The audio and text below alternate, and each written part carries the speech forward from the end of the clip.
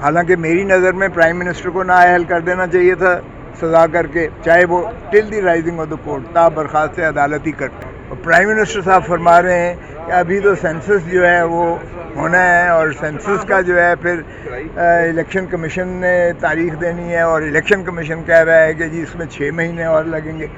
तो मैंने तो कहा कि इनकी नीयत कोई नहीं है इलेक्शन में इलेक्शन करवाने की। देखें, जनरल हो या कोई भी हो, वो एक सरकारी मुलाजिम है, बिल्कुल अदालत उसको अगर चाहे तो तलब कर सकती है। सर क्या खान साहब सर नाअहली से बच सकते हैं तोशाखाना केस में? देखें, जो अल्लाह को मंजूर होता है वही होता है। कहते हैं मैन प्रपोजेस गॉड डिस्पोजेस। अगर अल्लाह ताला ने ये 5 चीज़ें अपने हाथ में रखी, ज़िंदगी, मौत, इज़्ज़त, ज़िल्लत, रिस्क, अगर ये इंसानों के हाथ में होता तो एक दूसरे को सब पनाह कर देते। तो ये अल्लाह के हाथ में होती हैं।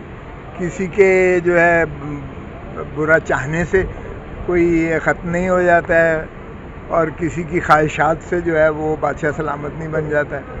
लेकिन सबसे बड़ी बदकिस्मती ये है कि हम अपना इक़्तिदार की जंग में इतना जो है आगे निकल गए हैं कि हमने बिल्कुल जमहूर को, अवाम को बिल्कुल नज़रअंदाज कर दिया है। अब पेट्रोल बम जो है सुनामी गिराया जाता है, इतनी महंगाई कर दी गई है। ये जाती मर्तबा एक और तोहफ़ा शहबाज शरीफ का, पीडीएम की हुकूमत का माशाल्लाह अवाम पर एक और मुसल्लत हो रहा है।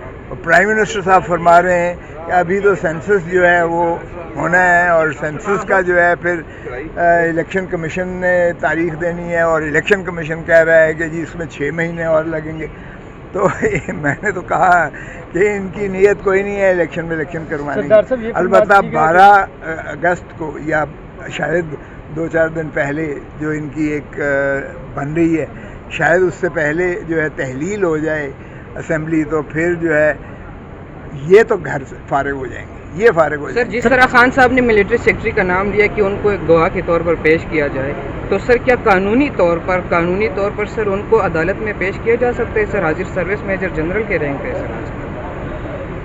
देखें, जनरल हो या कोई भी हो, वो एक सरकारी मुलाजिम है, बिल्कुल अदालत उसको अगर चाहे तो तलब कर सकती है। लेकिन अगर हमारा निज़ाम ही इतना कमज़ोर हो गया है कि हर चीज़ ताबे हो गई है किसी और के और कानून की बालादस्ती नहीं रही है और आइन की हुक्मरानी इस मुल्क में नहीं है, तो फिर जाहिर है कि अगर अदालतें कमज़ोर हो जाएंगी तो फिर यही होगा। अब देखें, यहाँ चीफ जस्टिस साहब की बेंच ने हुक्म दिया कि 14 मई को इलेक्शंस करवाए जाएँ, नहीं करवाया।